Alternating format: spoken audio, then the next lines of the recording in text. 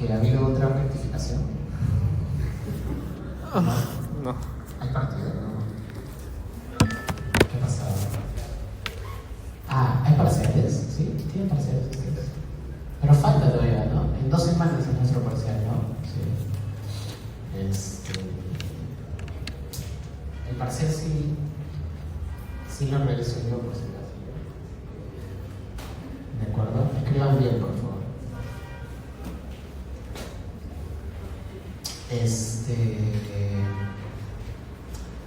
Ok. Creo que nos quedamos aquí. Corréjame si estoy mal. Nos quedamos en esa diapositiva. No se acuerdan ya, seguro. Sí, solo para no repetirme. ¿Se acuerdan? No se acuerdan. A ver, mientras van buscando, a mí no me gusta mucho hablar de otras cosas que no sean las clases, pero sí creo que es importante aclarar algunas cosas. Creo que ha habido ahí por ahí cierto tipo de escandalillo o algo así. Yo estoy en una comisión, o sea, soy consejero de facultad, estoy en una comisión de normas legales y por ahí vi algún post o alguna cosa que se deslizó respecto de una presunta opinión mía sobre la tacha, ¿no? ¿Quién puede estar en contra de la tacha? Vamos? O sea, ¿quién quiere ver a profesores durmiéndose, por el amor de Dios? Y eso que creo que ustedes la tienen más ligera porque el tiempo pasa y no hay más de durar 100 años, ¿no? Yo los agarré cuando todavía estaban en su mejor momento, entre comillas, ¿no? Así que todavía una fuerza relevante, no como ahora. Así que no, la tacha está bien, ¿no? Además que está en el estatuto, legalmente tiene que pasar. Y bueno, si en algún momento le empieza a hacer mal, pues ya fue, ¿no? Es así de simple, la vida es así, ¿no? Lo viejo se va, lo nuevo viene. Una vez es lo nuevo, a veces es lo viejo y ya está. Tienes que aceptarlo simplemente, ¿de acuerdo? Pero solamente lo digo porque se dijeron algunas cosas ahí. La verdad que a mí, yo de acuerdísimo con la tacha, de acuerdísimo con acabar con todo lo que sea la mediocridad que nos rodea, ¿no? Eso es algo muy importante, ¿sí? Y tenemos que vivir bajo esos estándares. El día de ayer hubo consejo de facultad y se deslizó por ahí este asunto de declarar emérito a algún profesor, que es el profesor Orna Torres, y yo me opuse. Y creo que es importante hacerlo, ¿no? Y creo que es importante que ustedes también lo comprendan desde ya. Hay muchos de los profesores que superan los 70 años, no todos felizmente, no al menos los que yo respeto y admiro profundamente, consideran que la edad es motivo suficiente para tener autoridad y respeto académico. Y eso no es así. Eso se gana con las publicaciones, se gana quemándose las pestañas, escribiendo, estudiando, viajando, yendo a congresos, compitiendo, etc. Así se gana eso. La antigüedad no genera respeto. El hecho de que haya profesores principales no genera automáticamente que uno deba hincar la cabeza, ¿no? O convertirnos automáticamente en eméritos porque cumplieron 80 años. Así no funciona la vida. O no debería funcionar así. Solamente quería decir eso. Termino ese espacio editorial. Y sí, pues, ¿no? En algún momento de pronto dirán de mí que mi curva se acabó y entraba en un momento de decadencia. Y espero ser lo suficientemente maduro y consciente como para saber que ha llegado el momento de irme. Y está. Hay que saber también hacer eso, ¿no? ¿De acuerdo? Ok, nada más, chicos. Creo que nos quedamos acá. Casi 99% seguro de que nos quedamos ahí. ¿De acuerdo? Entonces ya hemos visto todo, una parte, ¿no? Oferta, aceptación. ¿No es cierto? Entonces, la aceptación es esta declaración de voluntad, ¿no? Frente a la cual yo acepto la oferta remitida. Y esto ya lo habíamos visto también, ¿no? Las variaciones que había alrededor de la oferta y demás cuestiones. Y cómo es que, en principio, para que la aceptación sea tal, necesitaba que sea congruente, ¿no? Que sea oportuna, que se dirija al oferente, que contenga la intención de contratar y que se observe la formalidad necesaria, ¿no? Ya habíamos visto algunas cuestiones adicionales. Y creo que esto sí no lo habíamos visto, lo que aparece en el artículo 1376, que básicamente señala que el receptor no solamente puede aceptar y ya, puede también pues, rechazar la oferta, obviamente, ¿no? Puedo decir, oye, ya no quiero contratar contigo, no me interesa, la verdad que es simpático lo que dijiste y ya, ¿no? Ahora, yo creo que yo le aumentaría algo más ahí, que es el silencio, porque claro, ¿no?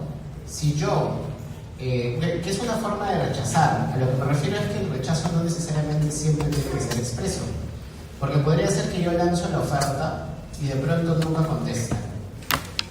Y claro, podría generar un escenario de duda, pero si el tiempo transcurrido es demasiado extenso, pues incluso la oferta habría caducado, ¿no? Habrían pasado diferentes cosas, pero yo creo que se consideraría en cierta forma como un rechazo. Más si han existido, antes del planteamiento de la oferta, algunas preguntas relevantes, ¿no? Del estilo, ¿cuánto cuesta tu servicio? ¿De cuándo puede ser? Especificaciones, ¿no? Diálogos que pueden llevar a que la oferta se haya emitido de la manera en la que se emitió, ¿sí? No es necesario tampoco que lo rechaces expresamente, no es parte del uso mercantil, digamos, o común. Entonces, rechazo de la oferta, ¿sí? Puede haber también contraoferta, ¿de acuerdo? Aunque si vamos al 1376, que ustedes lo deben tener ahí, se dan cuenta de que no solamente va a ser contraoferta cuando el receptor plantea una propuesta alternativa, sino también cuando responde tardíamente. Esto quiere decir que, por ejemplo, ¿no? Si la oferta se planteó, tiene 5 días para responder, y al 6º día dicen sí, de acuerdo al 1376, no es una aceptación, es una contraoferta. Por lo cual, el oferente tendría que ahora nuevamente aceptar o rechazar esa contraoferta. ¿De acuerdo? Eso también podría ocurrir. O bueno, que no se acepte llanamente también la oferta, ¿no? Y se plantea algo distinto. Sí, claro. Luego que no puede también existir una aceptación parcial. ¿De acuerdo? Es decir, estoy de acuerdo con esto, pero no con esto otro. ¿De acuerdo? Podría existir también ese escenario, que podría ser, por ejemplo, respecto de cosas que son secundarias, del estilo, ¿no? Es una compraventa. Estoy de acuerdo con el precio que me planteas, sí, pero no estoy de acuerdo de pronto con la forma de pago.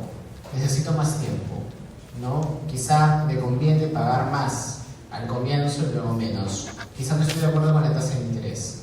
¿Se dan cuenta, no? Puede haber un escenario, estoy de acuerdo con el fondo, pero tengo algunas cuestiones secundarias que quizá podemos negociar. Ahora, depende también de cómo se haya planteado la oferta, porque la oferta podría dar ese permiso, ¿no? Podría decirle, mira, en la oferta planteo, es cierto, todo el futuro contrato, pero doy alternativas, como para que escoja, ¿sí? Eso podría pasar también. Y claro, bueno, eso ya lo dijimos, lo de la contraoferta, ¿de acuerdo? Que está en el 1376 también. A ver, solamente para que no se me escape nada, ¿alguien puede leer el 1376, por favor? Sí, rápidamente. Sí. Chicos, 1376, contraoferta. La aceptación tardía y la oportuna que no sea conforme a la oferta equivalen a una contraoferta. Sin embargo, el oferente puede considerar eficaz la aceptación tardía o la que sea con modificaciones, con tal que dé inmediato aviso en este tiempo a la aceptancia. Ok, sí, efectivamente, ¿no? Es todo lo que ya dijimos. Solamente vamos rápidamente al 1386, que está vinculado con esto, ¿sí? Saltemos un momento. ¿Alguien puede verlo, por favor? Rápidamente. Sí, dale. 1386. Se considera inexistente la aceptación si antes de ella o junto con ella llega a conocimiento del oferente la retratación del aceptante.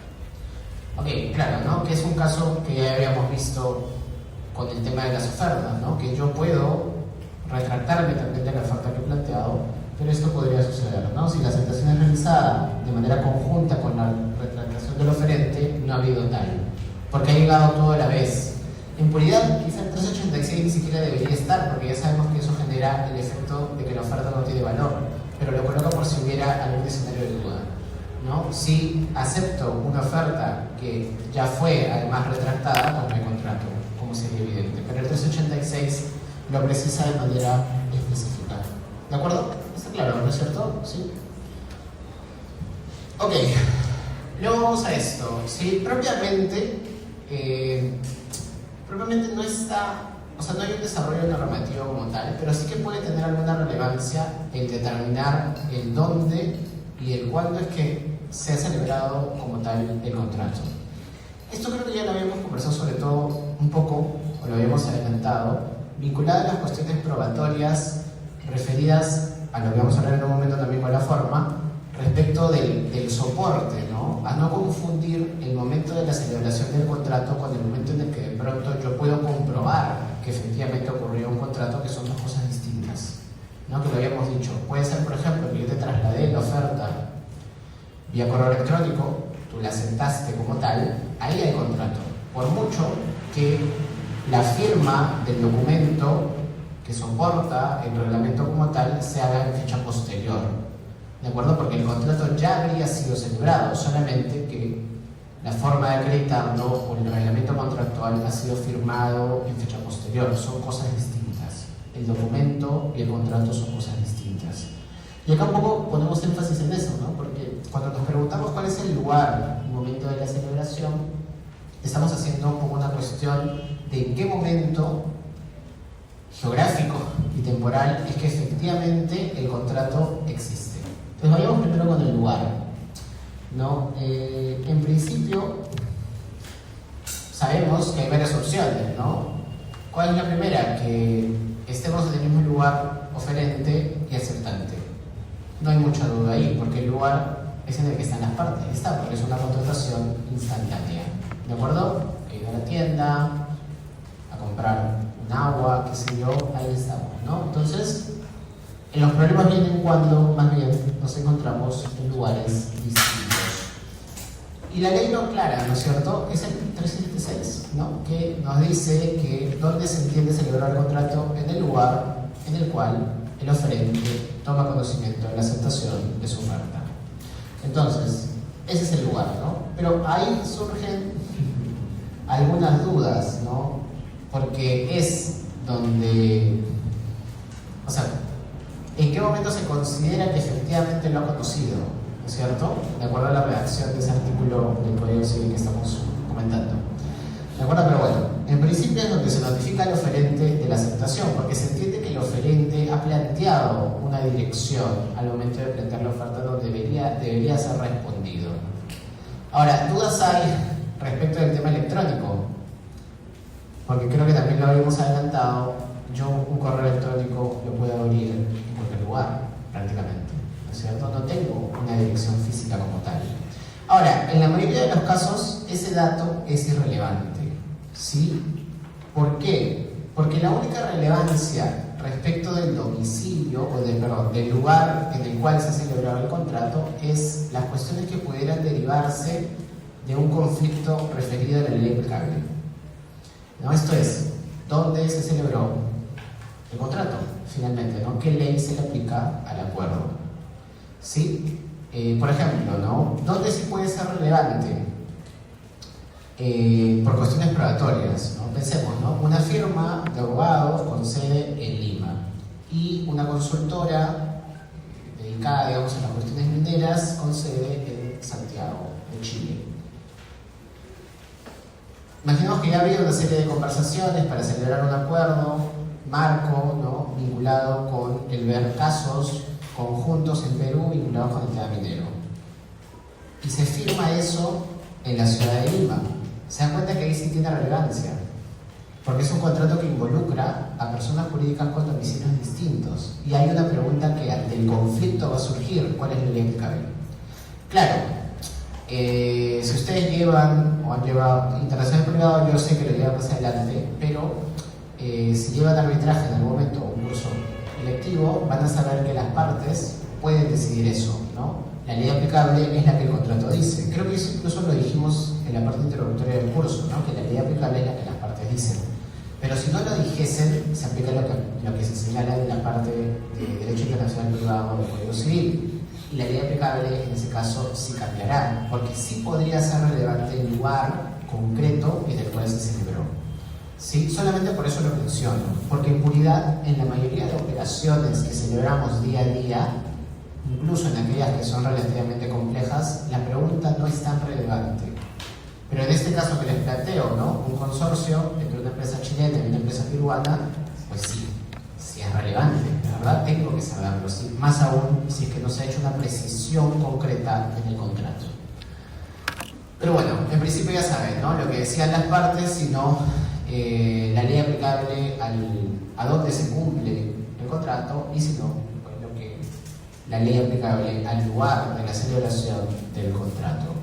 ¿De acuerdo? Ahora, con compras por internet también podría tener alguna relevancia, pero es más raro, ¿no? Ahí aplican otros criterios, pero bueno, por ahí como que lo podremos ir estructurando, y por eso hablamos del lugar de celebración. Pero igual, el artículo que establece el momento del consentimiento lo determina, ¿de acuerdo? El lugar es aquel en donde el oferente toma conocimiento de la aceptación de su oferta. Para que no se compliquen con las cuestiones electrónicas, por lo general es irrelevante. ¿Sí? Es irrelevante, porque claro, si yo veo el correo de aceptación en el móvil y estoy en movimiento, pues no lo sé, pero no importa mucho, porque es un dato, simplemente. ¿De acuerdo? ¿Sí? Ok. Lo del momento sí puede ser más importante.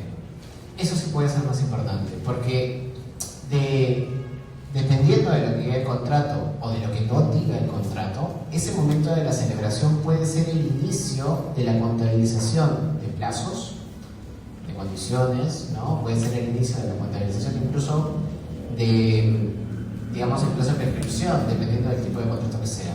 Entonces, sí hay cierta relevancia en eso que les digo, ¿no? Porque yo podría argumentar, en atención a lo que dice el contrato, que el plazo ha empezado en uno u otro momento.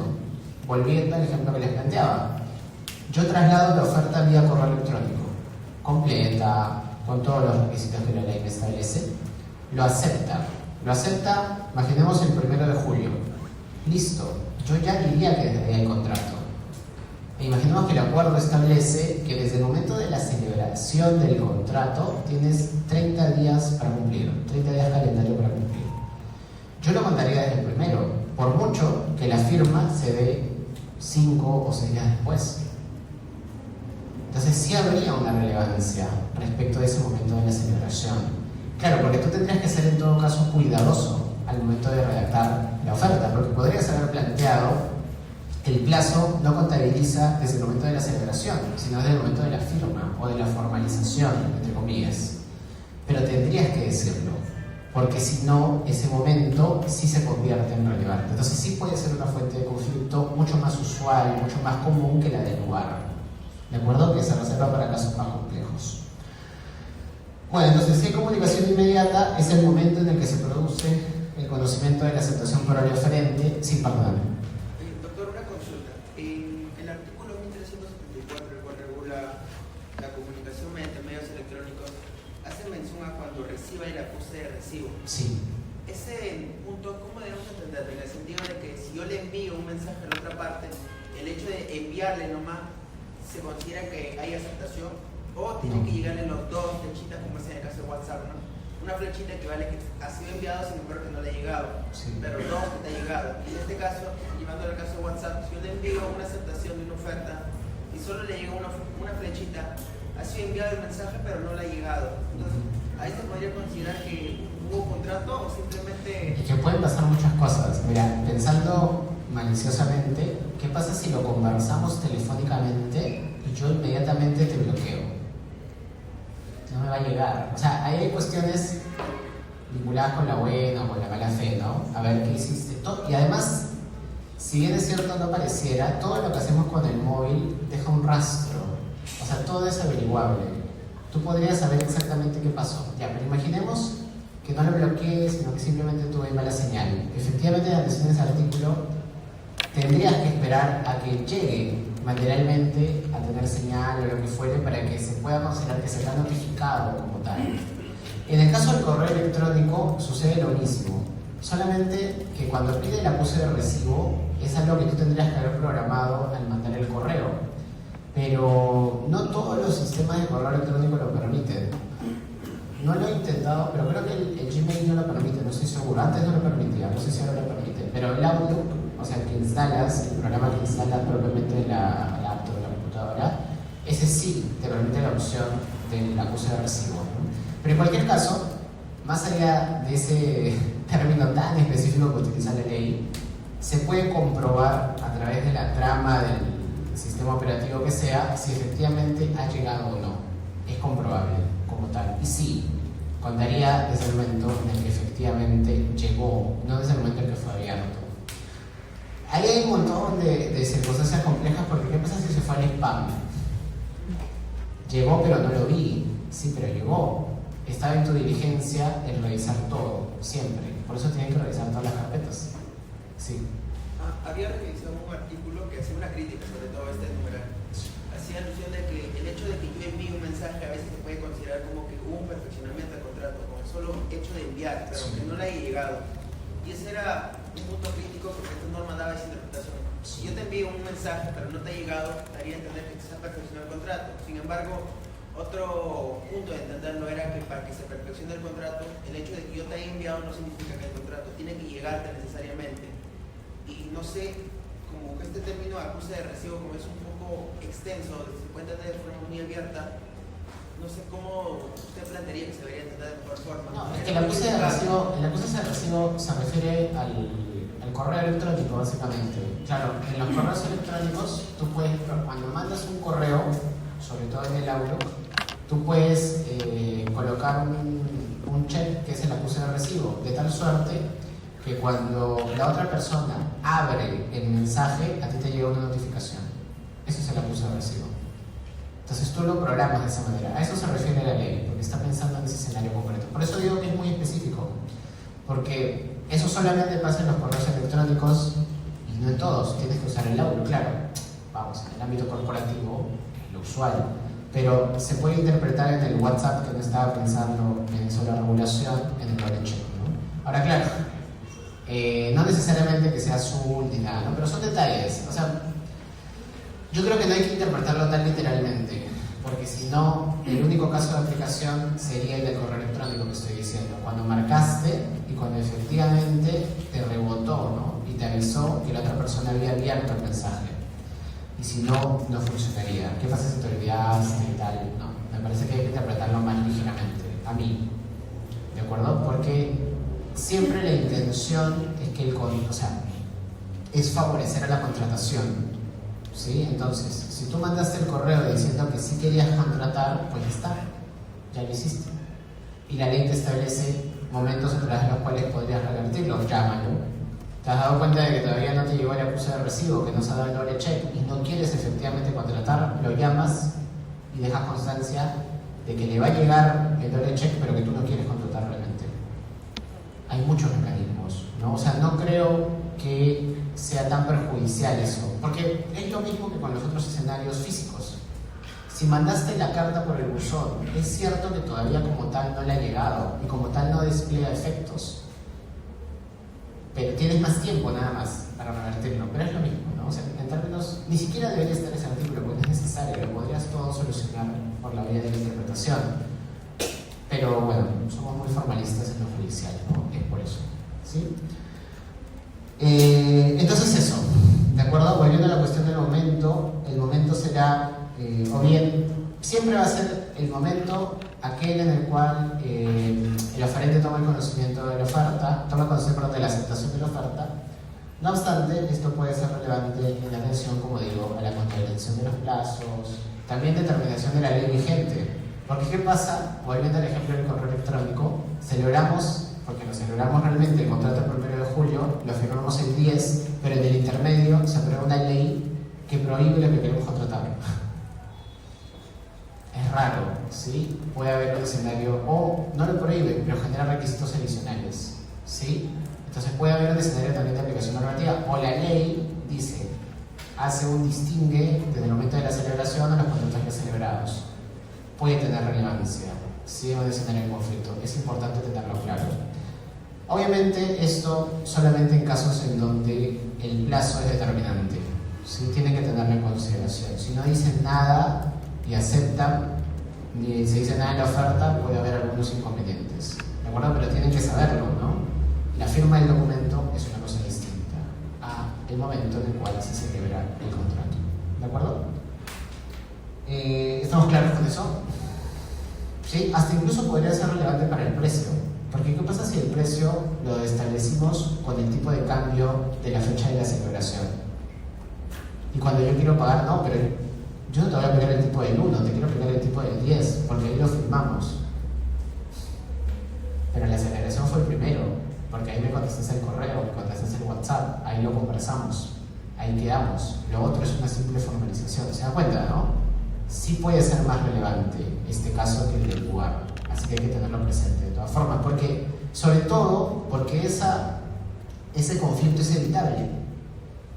Pon en el contrato desde cuándo quieres que se empiecen a contar todo, y ya está. Solucionalo antes, no lo dejes a la deriva.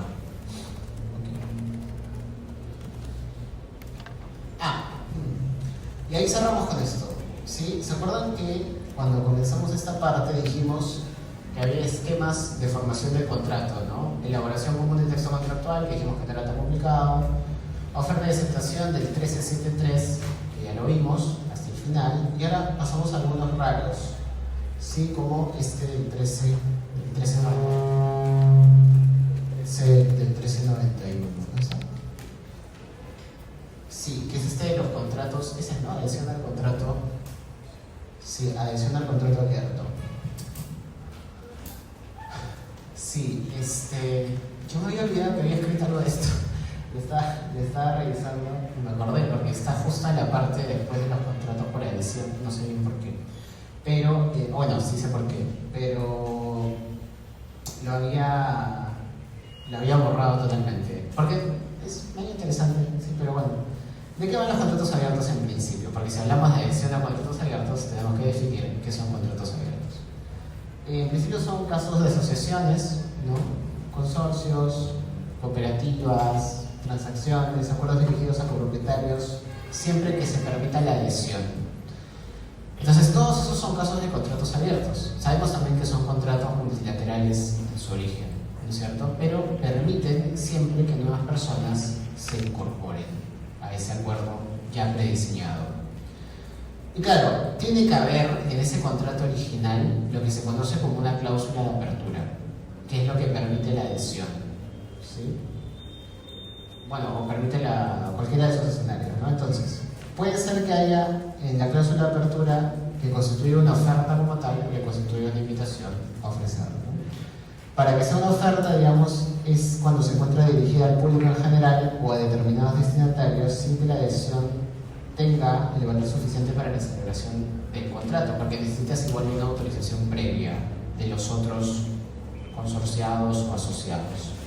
Y en cambio sería una invitación a ofrecer cuando se establece que pasen, ¿no?, por el examen de los contratantes originarios o de un determinado órgano. Estas postulaciones, ¿no? Yo quiero ser parte de una asociación. El caso más común es el de los clubes, ¿no? Yo quiero formar parte de un club. Postulo. Se establece un... Ahora, en la facultad tenemos eso, ¿no? Claro, hay un escenario similar de contrato abierto, al contrato abierto, que hay un montón ahora. ¿Cuál es? Los talleres, claro. Los talleres son organizaciones asociativas reconocidas por la universidad y por la regulación. Claro, en la facultad los talleres en realidad deberían ser temporales en su diseño. Esa es la lógica de los talleres, pero creo que solamente pasa en derecho, estoy casi seguro, porque no he visto ese fenómeno social en otros lados. Y claro, tiene una lógica porque los talleres surgen a fines de los 90 porque había un problema muy serio de malos profesores, ¿no? Entonces los estudiantes, como siempre, trataron de paliar el asunto. Pero ahora los talleres se han convertido en otra cosa, que no está mal tampoco. Hemos creado a través de los talleres, porque ha pasado mucho tiempo ya desde el inicio de los 2000, es algo que en parte mi generación ayudó a consolidar un poco. Hemos creado redes de contactos, que es algo que no teníamos, ¿no?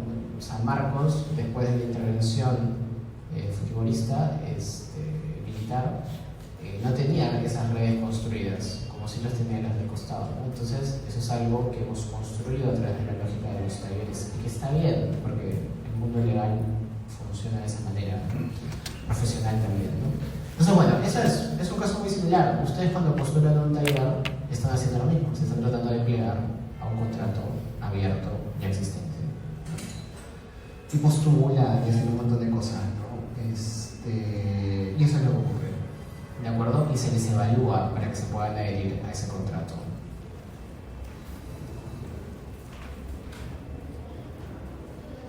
Y claro, la adhesión, porque es un escenario diferente, porque la oferta, la invitación a ofrecer, se construyen de manera estática, ¿no? ¿Se dan cuenta, no? Es un escenario bien amplio.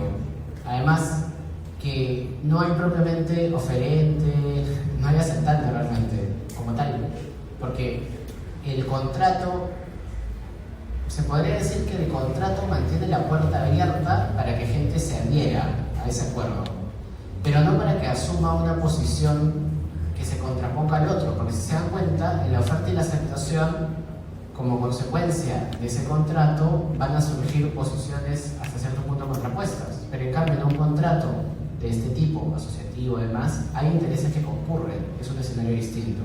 Surge un reglamento, sí, al que te puedes plegar, que es el estatuto de la sociedad, de la asociación, de lo que fuere, pero opera distinto, ¿no? Hay un escenario diferente.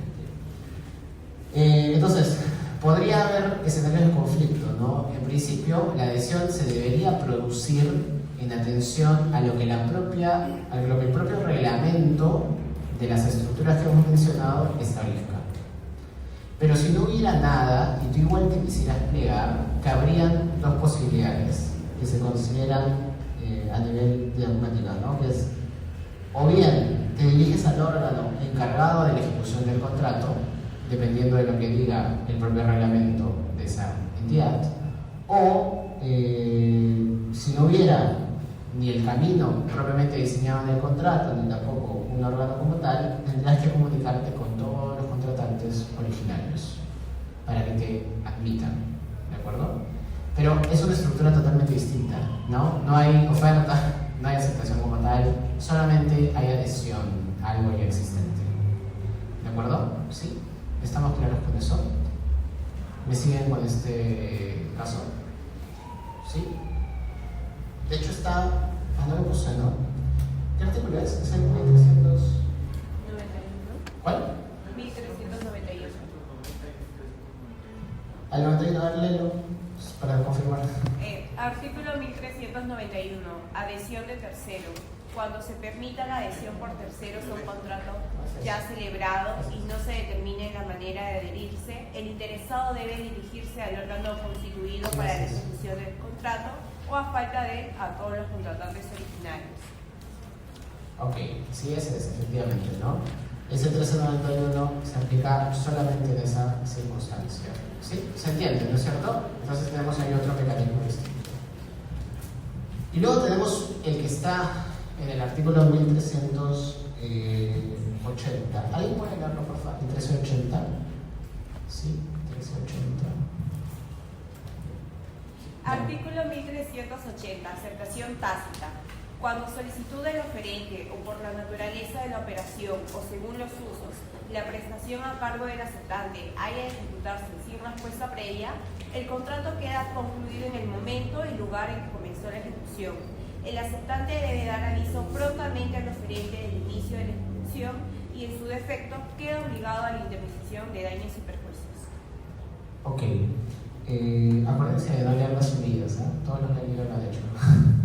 ¿De verdad? La subida no es parte, es algo que sea una modificación posterior al año 2010, creo que se generó la directiva de legislación o algo así. Ok, entonces el 380 pareciera estar estableciendo un mecanismo distinto de celebración del contrato, porque nos saltamos una fase del diseño estructural original, digamos. ¿Qué es lo que no aparece? La aceptación, ¿no? Nos sentamos de frente a la ejecución. Pero hay un problema lógico, porque si yo me salto en la ejecución, ¿qué cosa estoy ejecutando?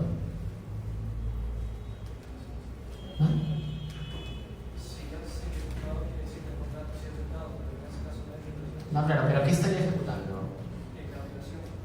La oferta. No, ¿qué ejecutó? Los contratos, ¿qué generan? Obligaciones, claro. Entonces, pero si no hay contrato, ¿qué estoy ejecutando? Nada, no puedo ejecutar la obligación porque el contrato todavía no existe, ¿no? Y así. ¿De acuerdo? Entonces, es raro. Pero, ¿qué se entiende? O sea, ¿cómo se le da sentido al 1380? Porque en puridad no se podría entender que el contrato sea celebrado por la ejecución de la obligación, porque la obligación no existe en la medida que el contrato no ha sido celebrado. Se da cuenta que es un argumento circular, ¿no? Pero bueno. Por eso se discute mucho si es que en efecto es la ejecución la aceptación. Por eso se considera que el 1380 realmente no es sino el momento posterior, pero en la medida que en esa conducta de la ejecución está implícitamente una aceptación. ¿De acuerdo? Sí, esa es la única forma de entenderlo lógicamente, porque no es sino una variación, si se quiere, del diseño de oferta y aceptación, porque no se podría estructurar de otra manera. Se da cuenta que es distinto al caso anterior, porque en el caso anterior yo no necesito, o sea, se rompe un poco el esquema de oferta y aceptación, sí, pero tiene lógica, porque yo me pliego a un reglamento que es de varias personas que tienen un fin en común.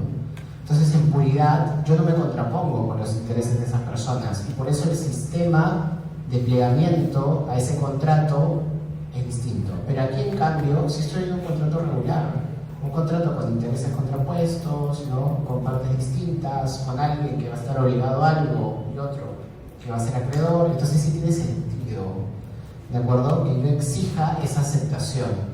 Entonces el 1380, si bien no lo dice explícitamente, se debe entender que igual esa ejecución no es sino una aceptación tácita, ¿de acuerdo?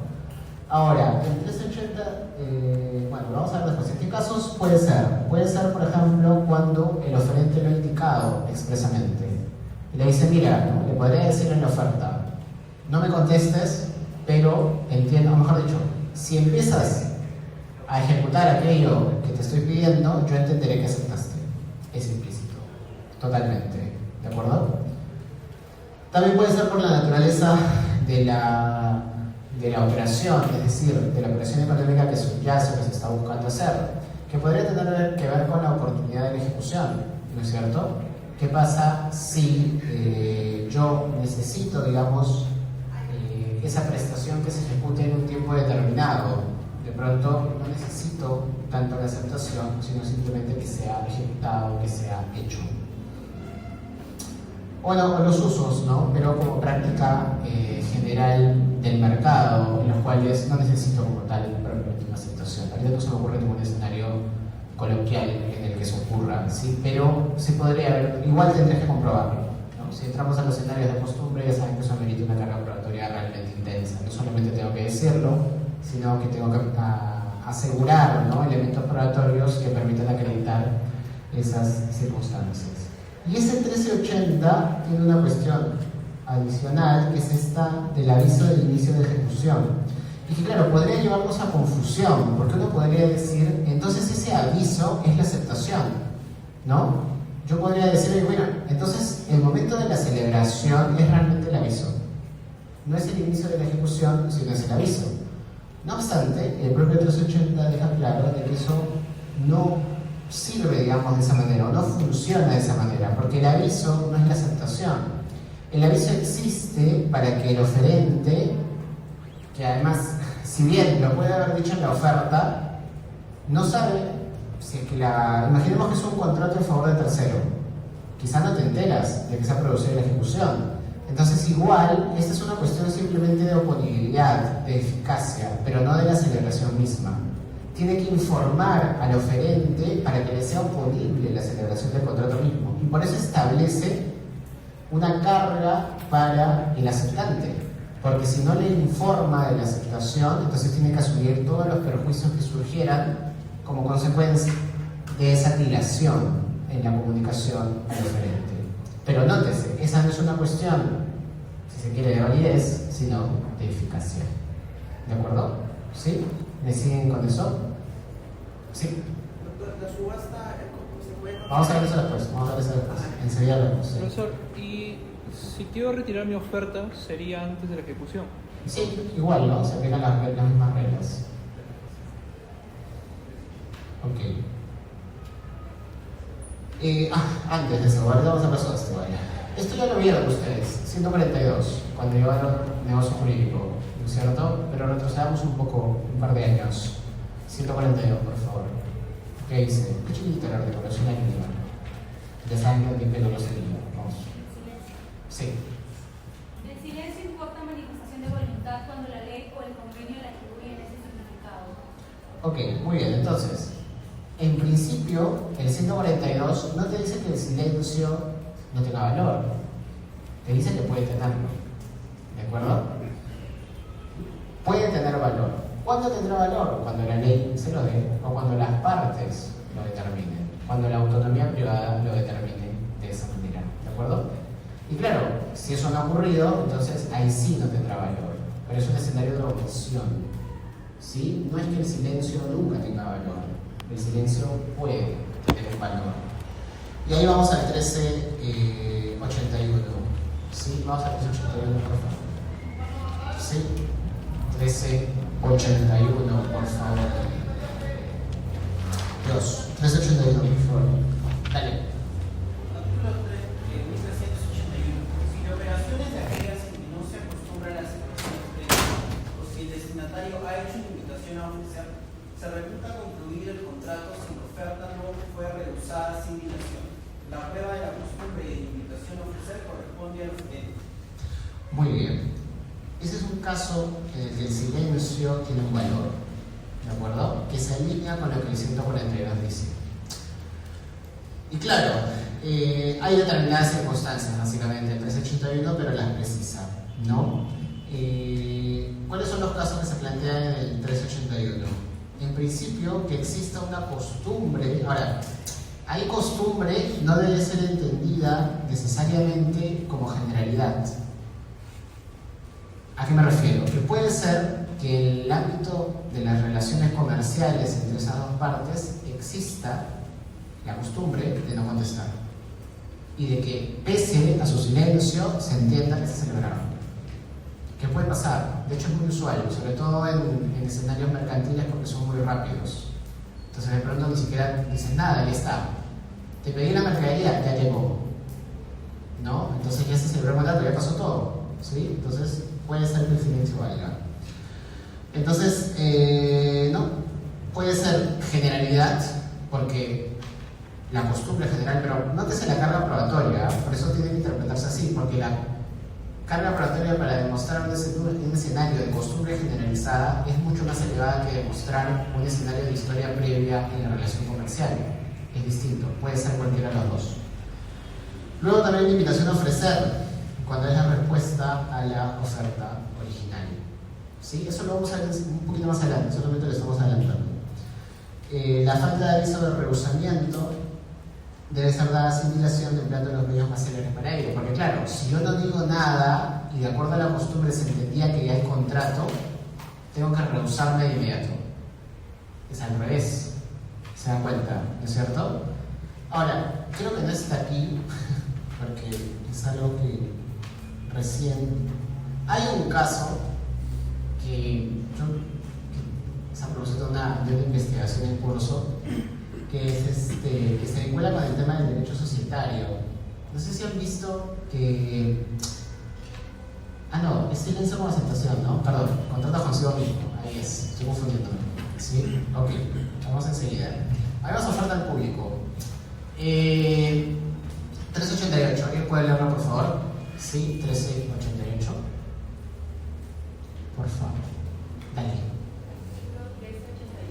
La oferta al público vale como invitación a ofrecer, considerándose oferentes a quienes accedan a la invitación y destinatario al proponente.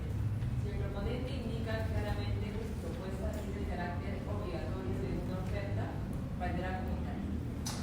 Gracias. Yo no sé por qué ahora que lo estaba revisando para la clase,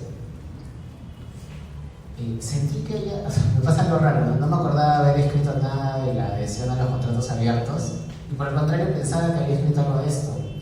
Pero no, yo estaba recordando que cuando llevé contratos con Bolaños en esa época, no sé por qué ese tema me pareció tan interesante. Me acuerdo haber revisado ya en ese momento, pero no entendí el comentario de Manuel de la Puente, porque me pareció muy confuso.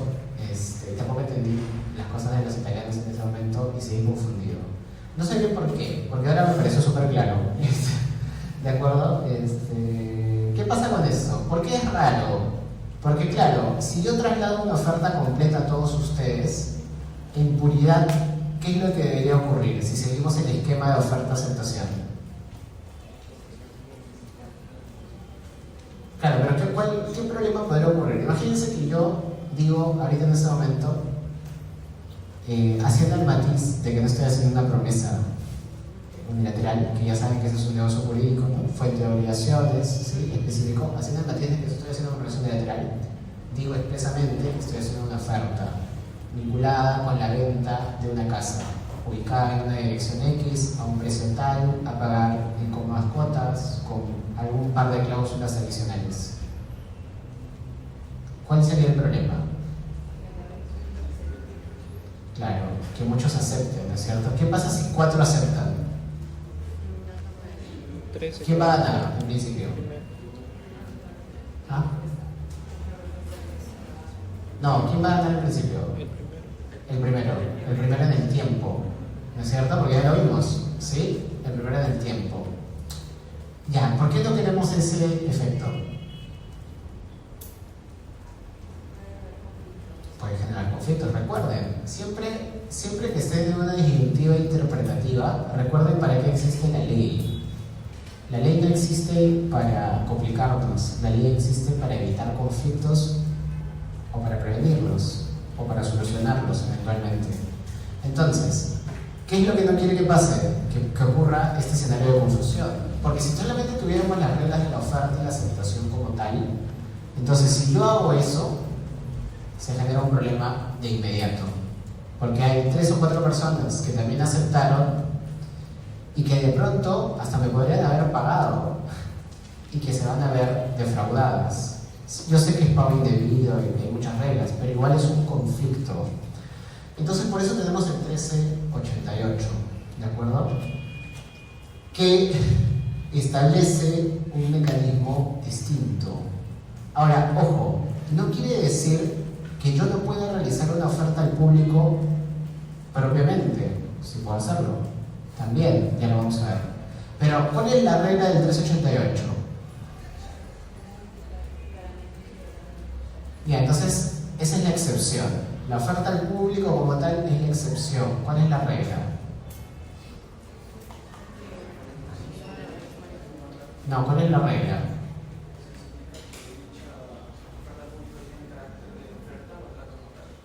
No, pero esa es la excepción. ¿Cuál es la regla? Claro, que todo esto que yo hago siempre va a ser una invitación a ofrecer.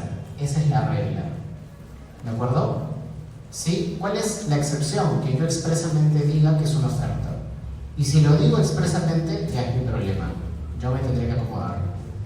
¿Sí? Porque ya es tu culpa, ¿no? Yo te establecí una regla bonita que era la invitación a ofrecer.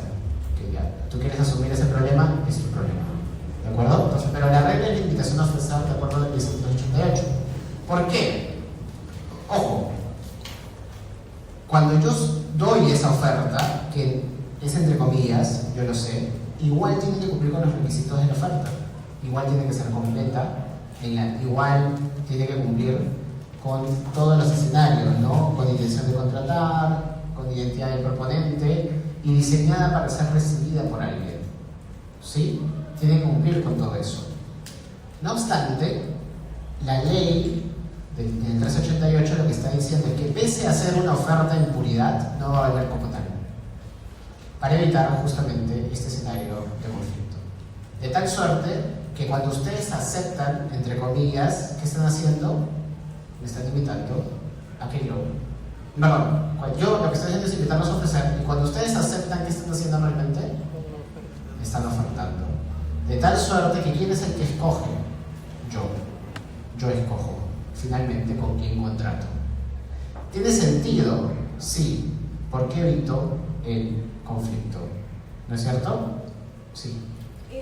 Profesor, entonces significa que en lugar de yo ser el ofertante y que hayan demasiados aceptantes, yo los convierto a ellos en ofertantes para yo en mi libertad poder elegir cada uno sin que no resulte un conflicto. Sí. Sí, esa es una invitación a ofrecer, ¿no? Yo los invito a ustedes a ofrecer. No lo estoy colocando ahí porque lo vamos a ver más adelante, pero hay una excepción que es más o menos grande, que es la de los contratos de consumo. Porque ¿qué pasa en los escenarios de consumo? El Código de Protección y Defensa del Consumidor dice que esas ofertas que realizan los proveedores sí son vinculantes. Ahí es distinto. ¿De acuerdo? Pero ya lo vamos a ver eso más adelante. Pero la regla es esta, en principio. Ahora, claro, ¿por qué ahí tiene sentido? Porque en el ejemplo que yo les he planteado, ¿yo qué estaba vendiendo? ¿Qué tipo de bien? O sea, sí, pero ¿cierto o incierto? Cierto. ¿Cuál es el problema con eso? Que es un alumno. Porque es identificable. ¿Qué pasa cuando yo soy un proveedor en el mercado? ¿Qué vendo? Claro, bienes genéricos o bienes inciertos en la terminología del código. Por lo tanto, hay varios. Si todos ustedes aceptan, no hay problema. Ahora, si tengo un número limitado, ¿qué puedo hacer? ¿Qué coloco? Los primeros 50. Claro, coloco stock limitado, ¿no es cierto? Sí, si hago eso, bueno, ya hemos terminado, ¿sí? ¿De acuerdo? Por favor, ¿sí? Nos pasado una hora. Ok, entonces eso, ¿de acuerdo? Lo vamos a ver, ¿sí? Eso lo vamos a ver más adelante, pero igual lo adelanto, como un matiz.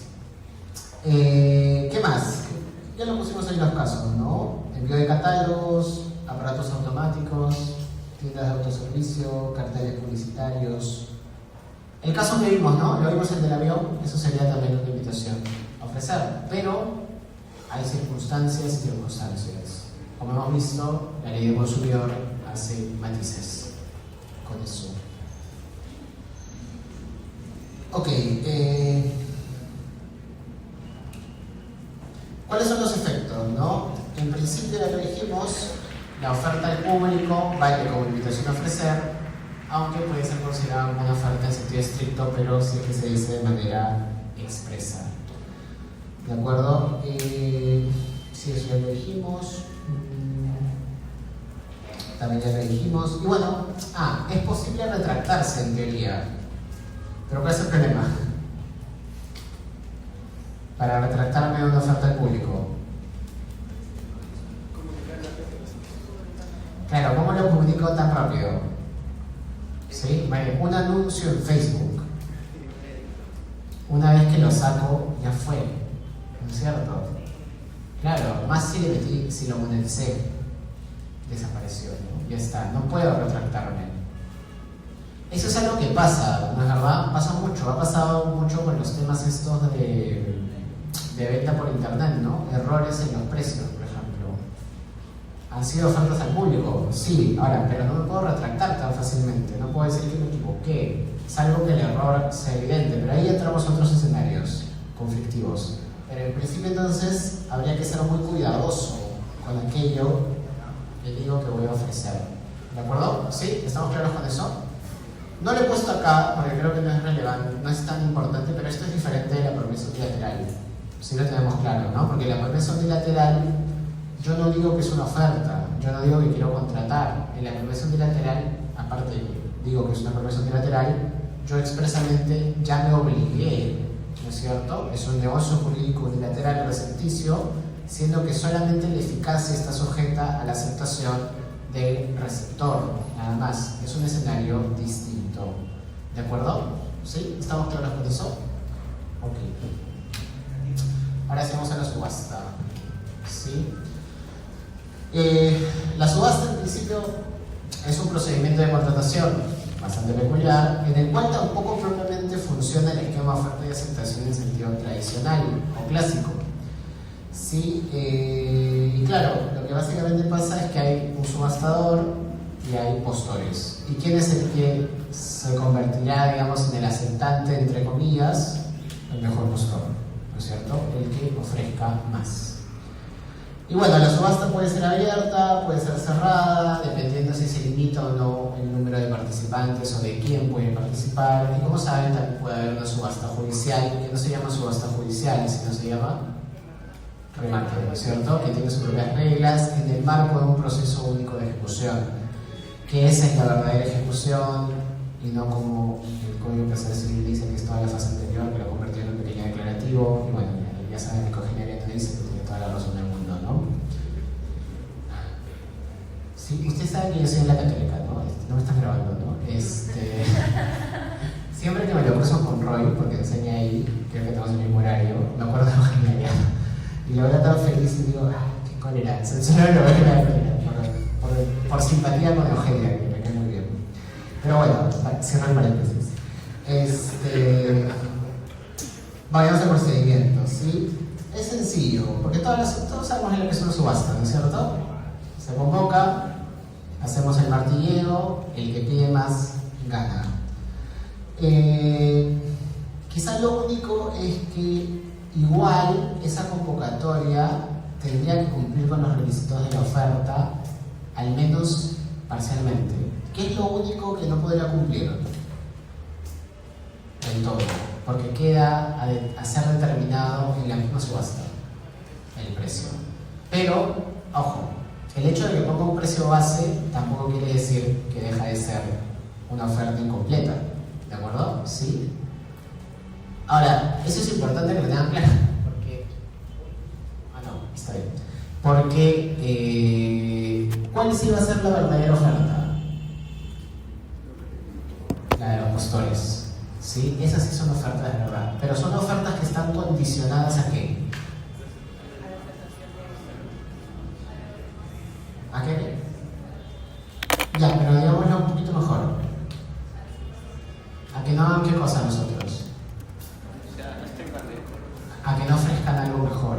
Claro, tu oferta está condicionada a que nadie más ofrezca algo mejor. ¿Sí? ¿Estamos claros? Ok. Y bueno, eso es bueno. Ahora, como lo que es la oferta verdaderamente es lo que dice el postor, entonces, por lo tanto, es irrevocable. ¿Sí? Ténganlo presente. Lo que el postor dice es irrevocable.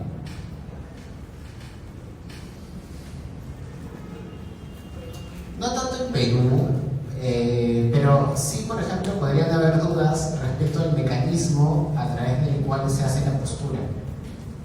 Porque a veces puede ser a través de un mecanismo mucho más formal, digamos, ¿no? Como llamar o como aprestar un botón o qué sé yo.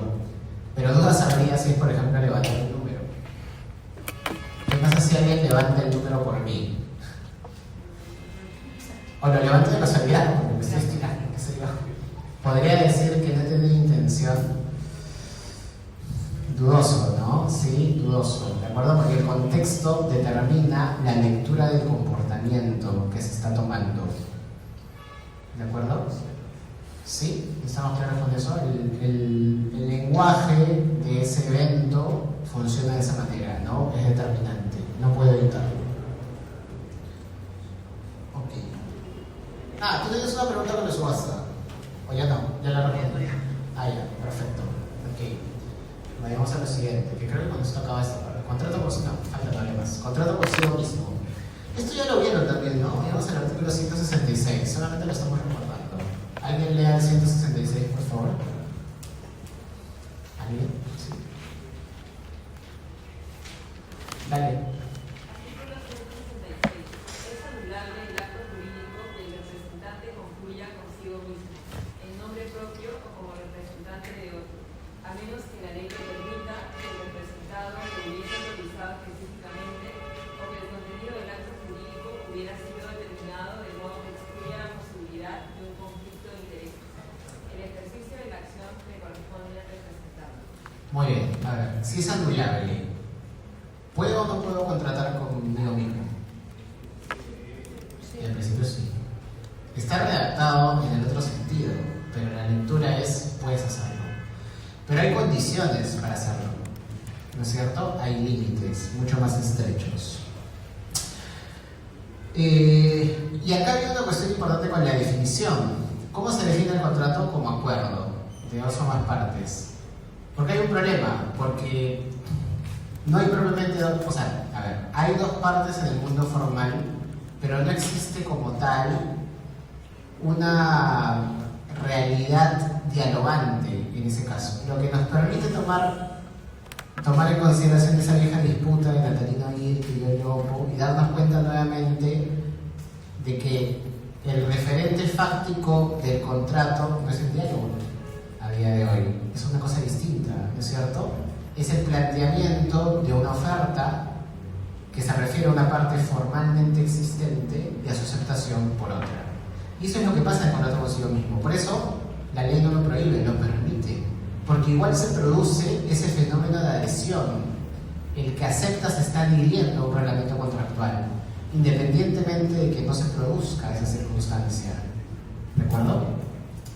Y claro, ¿cuáles son los casos? Que el oferente emplea a un representante para emitir su oferta y que a su vez el destinatario aceptante emplee al mismo representante. Esa es una primera posibilidad, con la cual en principio no habría ningún problema, porque son dos personas distintas al fin y al cabo. Tú no te estás representando a ti mismo, pero sería igual un contrato consigo mismo, porque tú estás firmando por los dos como representante de ambos, ¿no? Que no es lo mismo que cuando tú mismo firmas tu certificado. Eso no se puede hacer, ¿de acuerdo? Sí, eso no se puede hacer.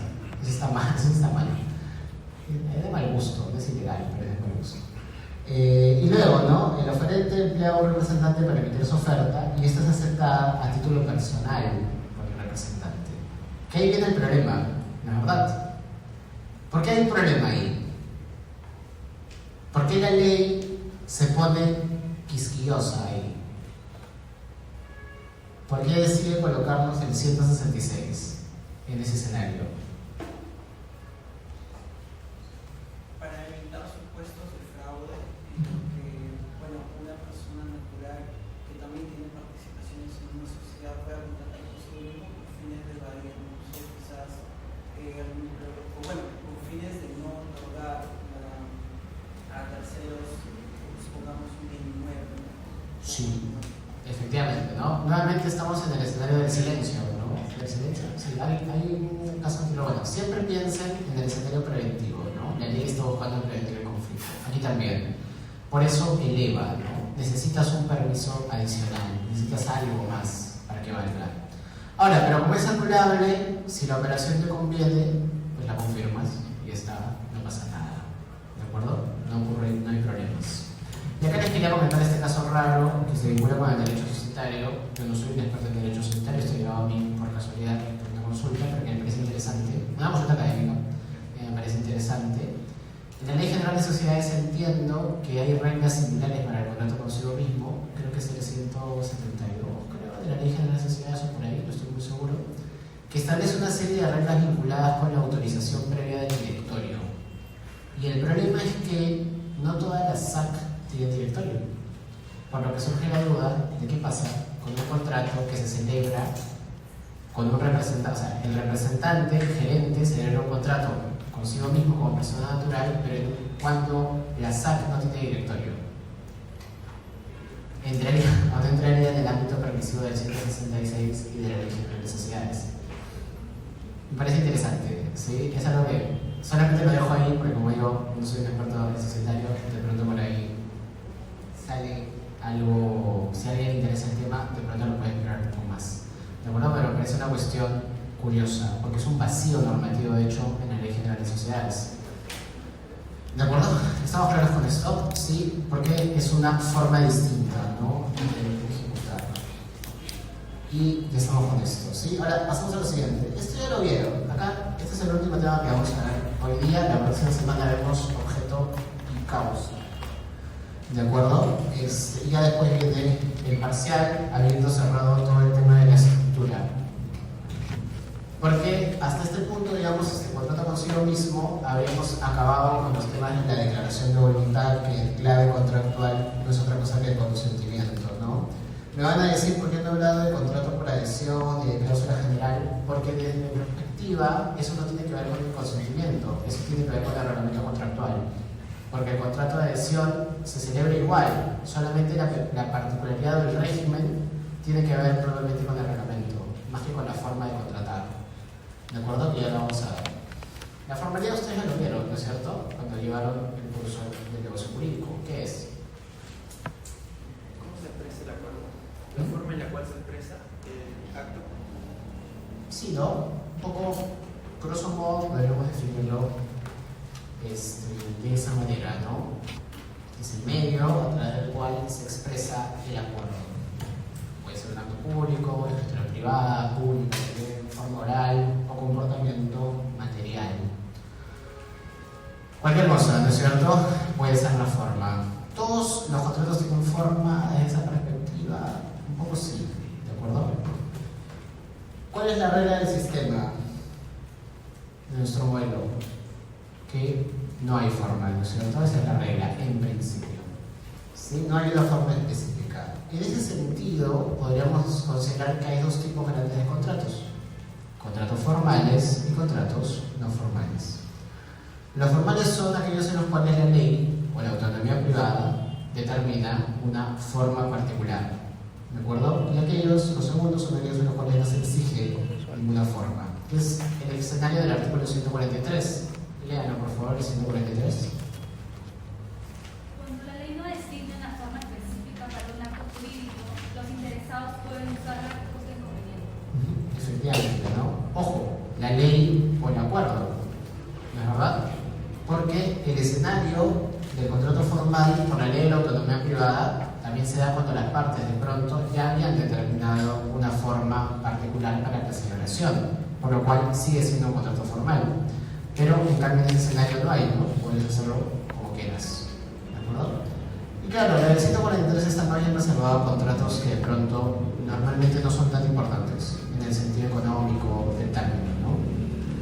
Y por lo tanto no necesito preocuparme tanto por las formas, porque la acreditación del contrato no es tan relevante. Pensemos cuando van a comprar cualquier cosa en la tienda, ¿no? Normalmente no nos importa mucho la forma, casi todo es oral, ¿no? Los recibos no son acreditación del acuerdo, porque no hay un reglamento como tal, simplemente son pruebas de común pago, que es una cosa distinta. Y luego, dentro de los contratos formales, podemos encontrar contratos ad solemnitatem y ad probationem. Cuando hay ad solemnitatem es porque la forma o sea, el incumplimiento de la forma está establecida bajo sanción de nulidad. En cambio, cuando hay forma ad probationem es porque no hay esa sanción. Y ahí vayamos al 144, por favor. Sí, 144. Sí, dale. Artículo 144. Cuando la ley impone una forma y no sanciona con nulidad su inobservancia, constituye solo un medio de prueba de la existencia del acto. Claro, ¿no? La ley tiene que decirlo. Si la ley establece una forma pero no dice bajo sanción de nulidad, entonces simplemente es ad probationem. Pero sigue siendo un contrato formal. ¿De acuerdo? ¿Sí? ¿Estamos claros con eso? Entonces puede haber contratos formales ad solemnitatem y ad probationem. En concreto, digamos, en el caso de los contratos, luego de este breve recordatorio de la teoría general del negocio, vayamos al 14.11, por favor. Artículo 1411. Artículo 1411. Se presume que la forma que las partes convienen adoptar anticipadamente y por escrito es requisito indispensable para la validez del acto bajo sanción de nulidad. Ok, entonces, ¿cuál es la regla del sistema? Nuevamente, ya en el ámbito contractual, ¿no? Porque el otro era la regla en general en los negocios jurídicos. ¿Aquí cuál sería? Igual, ¿no? Es la libertad de forma, no obstante, existe una particularidad, ¿no? Que como estamos en el ámbito del acto de autonomía privada por excelencia, que es el contrato, los particulares pueden tomar decisiones de manera más intensa. Ahora, ojo, surgen dudas, ¿no? Respecto, porque nuevamente aquí, si no es un escenario de un contrato formal ad solemnitatem, en el cual se identifica la celebración con el cumplimiento de la formalidad, entonces sí puede haber una distancia entre la celebración del contrato y la forma probationem, porque serán cosas distintas. Recuerden eso que les decía, ¿no? El documento es distinto al contrato al momento de la celebración del contrato mismo. Entonces puede ser, por ejemplo, volvamos al escenario de los correos. Yo te remito una oferta, tú aceptas, pero en la oferta yo indico que la forma que va a adoptar el contrato es una escritura pública. Ya hay contrato, sí, hay contrato, pero hay una forma que tiene que ser cumplida, que va a ocurrir en un momento posterior. ¿De acuerdo? Entonces, lo curioso del 1411 es que si tú dices eso que estoy diciendo en el escenario de la celebración del contrato, ¿qué se va a presumir? Que es un requisito de validez. Lo que es curioso, ¿no? Porque está elevando esa declaración. Con lo cual, esa declaración, por defecto, daría luz, digamos, a un contrato formal ad solemnitatem. Yo tendría que decir que no tiene esa sanción de nulidad para que no ocurra de esa manera. ¿De acuerdo? Ahora, entonces, si las partes no cumplen esa formalidad legal, approbationem, ojo, no ad solemnitatem, por eso viene la distancia, tenganlo presente. Si el contrato formal es ad solemnitatem, no hay contrato hasta que no se cumpla la formalidad, porque van de la mano. Por mucho que se haya producido el escenario de oferta-aceptación que ya hemos visto en el paso previo, tiene que cumplirse con la formalidad por una cuestión de estructura, de supuesto de hecho, ¿de acuerdo? Porque es un supuesto de hecho complejo. Pero veamos al 1412, ¿sí? ¿Pueden verlo, por favor? 1412, que establece un escenario distinto, ¿no? Artículo 1412. Si por mandato de la ley o por convenio debe otorgarse escritura pública o cumplirse otro requisito que no revisa la forma solemne prescrita legalmente o la convenida por las partes por escrito bajo sanción de nulidad, estas pueden compelerse recíprocamente a llenar la formalidad requerida. La pretensión se tramita como proceso sumarísimo, salvo que el título de cuya formalidad se trata tenga la calidad de ejecutivo, en cuyo caso se sigue el trámite del proceso correspondiente. Ese es el famoso proceso de otorgamiento de escritura pública, pero solamente aplica en los casos en los que esa formalidad es approbationem, no absolutamente. Pero estamos igual en un contrato formal, por eso se puede exigir. Ahora, claro, ¿es entonces como el cumplimiento de una obligación más? Sí, es el cumplimiento de una obligación más que ha derivado del contrato. ¿De acuerdo? Por eso la puede exigir judicialmente. Y diría más, ¿no? Es el único escenario extraño en el cual se puede exigir o de alguna u otra manera reemplazar la ejecución de lo que sería una obligación de hacer, porque yo tengo que firmar algo. Es un hacer propiamente, ¿no es verdad? Y yo tengo que firmar ese documento. Ya firmé de pronto la legalizada, ahora tengo que firmar la escritura pública de nuevo. Es curioso, ¿sí? Pero es un escenario igual que se plantea en atención a que forma parte del supuesto hecho que las partes del contrato han establecido. Lo que da cuenta nuevamente o refuerza, ahora que lo pienso, esa premisa inicial que les planteé de que la autonomía privada es un poder normativo particular y por eso es que puede haber esa exigencia adicional que incluso puede constituir un requisito de validez del supuesto de hecho del contrato, que es una autonomía privada. Y bueno, lo otro ustedes ya lo saben, por definición, si yo modifico un contrato ya existente, tengo que seguir la misma formalidad, ¿no? Ahí no hay nada nuevo. ¿De acuerdo? ¿Dudas, preguntas, consultas? ¿No? ¿Seguro, seguros? ¿Sí? ¿No tienen dudas o preguntas? ¿No? Ok, bueno, entonces la próxima semana cerramos con objeto y causa, que son temas que ustedes ya vieron al principio de negocio, aunque hay particularidades en el contrato, sabemos que es una relación múltiple completamente.